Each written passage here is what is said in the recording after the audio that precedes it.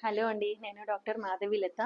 ఈరోజు ఈ couple reports చూసి ఈ వీడియో షేర్ చేసుకుందామని అనుకుంటున్నాను. వీళ్ళకేంటంటే మ్యారేజ్ అయ్యి 8 ఇయర్స్. ఫస్ట్ ప్రెగ్నెన్సీ స్పాంటేనియస్‌గా కన్సీవ్ అయిపోయారు. అంటే మ్యారేజ్ అయిన 3 మంత్స్‌కే కన్సీవ్ అయిపోయి నార్మల్ డెలివరీ. పాప ఇప్పుడు 7 ఇయర్స్.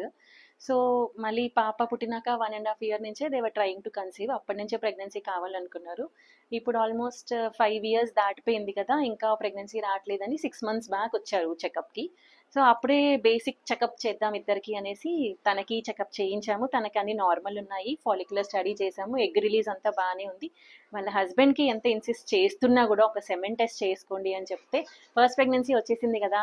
నార్మల్‌గానే. సో, నాకు సెమెన్ బానే ఉంటది మేడం. ఎందుకు అలా అంటున్నారు? ఫస్ట్ తనకి ట్రీట్మెంట్ ఇవ్వండి. నేను తర్వాత చేయించుకుంటానన్నాడు.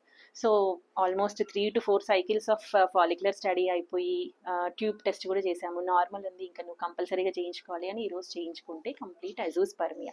సో, నిల్ సెమెన్ కౌంట్ ఉంది. ఇప్పుడు తనకి ఏమున్నాయి cause of azoospermia, semen count అసలు లేకపోవడానికి ఏంటి అన్నది రీజన్ అంతా ఇప్పుడు చెక్ చేయాలి. అంటే తను యాక్సెప్ట్ కూడా చేయట్లేదనమాట. నాకేంటి ఇలా ఉంది అని అంటాడు. సో, మల్టిపుల్ రీజన్స్ ఉండొచ్చు అజూస్పర్మియాకి. అవి కాజెస్ చూసుకోవాలి.